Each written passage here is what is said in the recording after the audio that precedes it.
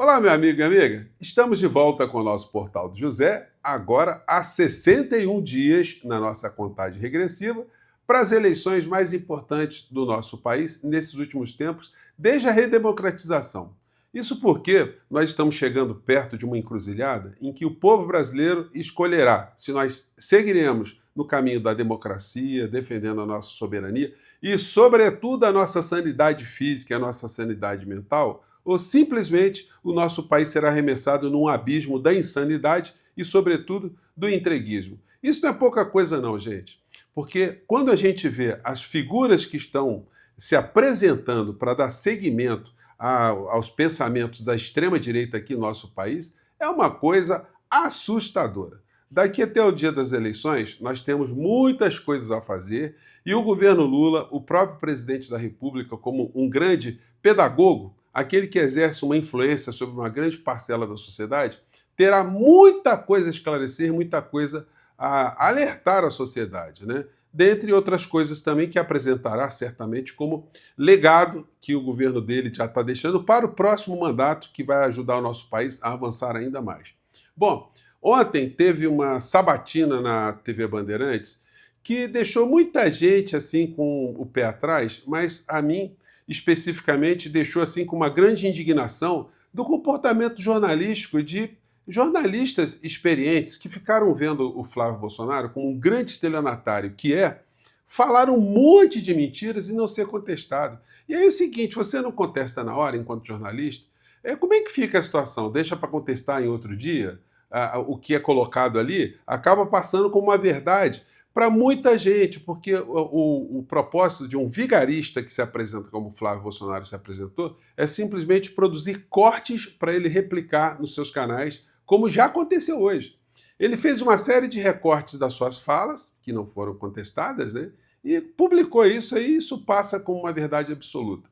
E as pessoas que estão no seu entorno estão dando entrevistas também, sem oferecer absolutamente nada de nítido sobre o que pretendem fazer com o nosso país, caso se elejam. E aí a ladainha a gente já conhece, é como o Bolsonaro quando foi eleito. Não apresentou plano de nada, ficou naquela coisa penumbra, né? Mas teve ali na sua mochila demoníaca a figura do senhor Paulo Guedes. E aí o seguinte, qual era o discurso? Ele fez todo tipo de maldade contra o povo brasileiro, contra a administração pública, contra servidores públicos, contra a nossa soberania, e dizia sempre que, mas esse foi o legado das urnas, foi a vontade do povo que quis fazer isso, né? Então, o povo acabou sendo sabotado exatamente com esse argumento bandido de que, nesse sistema democrático, tudo seria permitido, inclusive contra a nossa própria democracia, né? Bom, vou trazer aqui para vocês coisas muito interessantes. Tem uma frase aqui que eu acho que é uma frase que vai ter que nos orientar daqui até o dia das eleições, uma frase de Pepe Mujica, que é uma frase sensacional e que é filosófica e muito impactante ao mesmo tempo para explicar coisas que acontecem aqui no nosso país.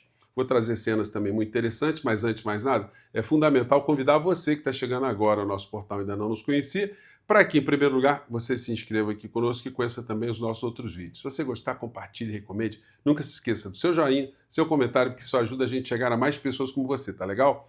Gente, é muito importante eu fazer essa abertura, porque isso ajuda, de fato, as pessoas se inscreverem, as pessoas participarem aqui do nosso portal, ativarem o sininho e fazer com que o nosso conteúdo chegue a mais pessoas como você. Gente, já somos quase 1.200.000 pessoas inscritas aqui, com esse método que a gente usa aqui, que é o método que ajuda, através da participação de vocês, a gente chegar a mais pessoas, tá legal? Você aqui é muito bem-vindo, muito bem-vinda. No primeiro comentário, a forma efetiva de você efetivamente participar aqui dessa nossa jornada de 2026, tá legal? Vamos aqui aos temas. Começando aqui, gente, com essa entrevista aqui a sabatina, que não foi sabatina porcaria nenhuma, né? A sabatina você pergunta, se a pessoa não responder direito, você cobra esclarecimento, e enfim, e você tenta extrair ali alguma informação de alguém que está se apresentando como candidato à presidência da República do nosso país, né? Mas não foi o que aconteceu. A única jornalista que teve um papel jornalístico dentre os 5 que estavam ali foi a Carla Araújo. Isso está sendo o comportamento profissional dela está sendo elogiado por todas as pessoas que observaram. E quando você olha a cara do Flávio Bolsonaro, diante dos questionamentos que ela fez ali, você percebe qual foi a tônica. Ele tremia na base todas as vezes que ela pegava a palavra ali para fazer algum tipo de pergunta. Mas, gente, como é que os jornalistas não contestaram o rol de mentiras e de estelionatos que foram colocados ali? Eu comentei com vocês mais cedo que ele disse que vai endurecer as penas no nosso país. Como que ele vai endurecer as penas no nosso país? Ele é senador. Ele poderia ter, quanto senador, ter feito alguma coisa para endurecer as penas, mas pouco trabalhava o senhor Flávio Bolsonaro com a produção legislativa de um vagabundo no plenário. Não fazia nada, entrava mudo, saía calado. A única coisa que ele fazia, e que nós todos sabemos que ele fazia, era tentar prospectar negócios para ele e para a família dele. Porque não teve produção nenhuma. Então, como é que agora ele se avoca numa condição de candidato à presidência da República para produzir leis, que era algo que ele que tinha que ter feito quando ele era senador? Bom, isso é um ponto. E as mentiras, né? Dizendo que vai fazer um corte gigantesco de gastos, mas cortar aonde? Ele não disse onde é que poderia ser cortado. Entrou com uma... Até porque, gente, ele não tem conhecimento de absolutamente nada. Assim como o pai, ele passou a vida dele inteira numa ignorância profunda. A única coisa que ele conhece é como se fazer negócios aproveitando brechas na administração pública do nosso país. Então ele não tinha nenhuma informação para falar sobre saúde. Ele poderia explicar, por exemplo, o que foi o Pazuello no Ministério da Saúde, o que ele faria para a saúde do povo brasileiro. Ele conseguiria explicar o que se pode ser feito na educação. Eu mostrei para vocês em encontros anteriores que no governo Bolsonaro, durante os 4 anos, houve cortes profundos, acontecendo cortes profundos na saúde, cortes profundos na educação, cortes profundos na ciência e na tecnologia, cortes profundos na cultura, na infraestrutura, em defesa, tudo. Não tem nenhum legado para apresentar. Legado na habitação, legado assim, a única coisa que Bolsonaro fazia, vocês sabem muito bem, era usurpar obras que tinham sido iniciadas em governos anteriores. Ele chegou a ponto de ficar tirando fotos, né, na transposição do Rio São Francisco, como se fosse uma realização dele. Gente, e o filho segue nessa mesma linha estelionatárica. E os jornalistas ficaram observando ele falar um monte de coisa sem pé nem cabeça, sem apresentar dados, sem apresentar onde é que ele poderia fazer cortes, enfim, o que ele poderia produzir, o que ele poderia falar sobre teto de gastos, qual a perspectiva dele sobre impostos, enfim, contando sempre mentiras atrás de outras mentiras, né? E a maior que eu achei foi essa dele dizer que vai construir presídios para 500 mil pessoas, né? Vai endurecer as penas. Só que tem um negócio, gente. Um projeto para se construir presídios para 500 mil pessoas levaria de 5 a 8 anos, porque tem uma série de questões burocráticas, as questões ambientais, e é o seguinte, inexequível, porque não há no orçamento esse tipo de perspectiva de se fazer uma coisa que é cara, porque é muito mais barato investir em educação, que é o que o presidente Lula está querendo colocar como uma grande meta, uma grande cruzada do governo dele. Investir muito em educação para que a gente não tenha que investir tanto em presídios. E o Lula apresenta os dados, quanto custa um preso e quanto custa um estudante de engenharia, um estudante de medicina, um estudante de arquitetura, enfim, custam muito mais baratos do que se gastar dinheiro com detento, né? Então, o Flávio Bolsonaro ele não consegue apresentar nenhum dado objetivo. Então, por isso, sem falar nas explicações sobre os crimes da vida dele, que ele não foi perguntado, que é uma coisa inadmissível, gente. Nem que uma pessoa que tem uma série de coisas que não foram esclarecidas, e não foram esclarecidas porque ele sempre escapa pela tangente, como é que isso não é reperguntado? Esse assunto morreu? E o que fez a família dele, o que fizeram essas pessoas no período da pandemia, isso tudo também morreu? Eles mentem quando eles dão respostas sobre essas questões, e isso precisa ser contestado, gente. Enfim, acaba sobrando aqui para nós, nas nossas trincheiras, ficarmos desmascarando essa vigarice toda, né? Auxiliar de Flávio Bolsonaro para a área econômica propõe cortes equivalentes a 1,5% do PIB. Corte representaria cerca de 190 bilhões. Gente, mas não diz, é outro estelionatário, outra visão estelionatária, né, sobre o que eles estão dizendo. Porque o que eles querem fazer no Brasil, gente, é o receituário do Javier Milei na Argentina. Ou seja, privatizar tudo, entregar tudo, aí arrecada um dinheiro, o povo brasileiro começa a pagar tarifas mais altas, como acontece em todas as privatizações, e depois, se o serviço ficar ruim, que se lasque o povo, né? se tiver problema na eletricidade, problema de combustível. Ninguém lembra que no período do Bolsonaro, ele privatizou a refinaria lá na Bahia. E o que acontece hoje? O combustível na Bahia é o combustível mais caro do Brasil.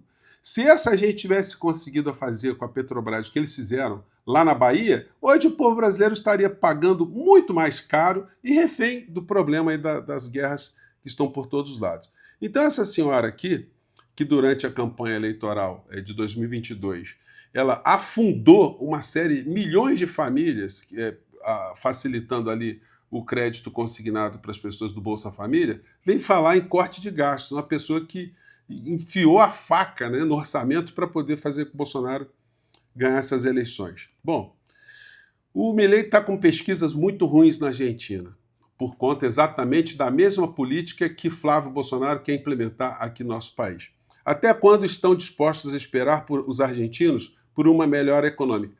A gente ouviu uma entrevista do Milei ontem, ele dizendo o seguinte: em 30 anos a Argentina estará lá em cima. Em 30 anos. Até lá, imaginem quantos.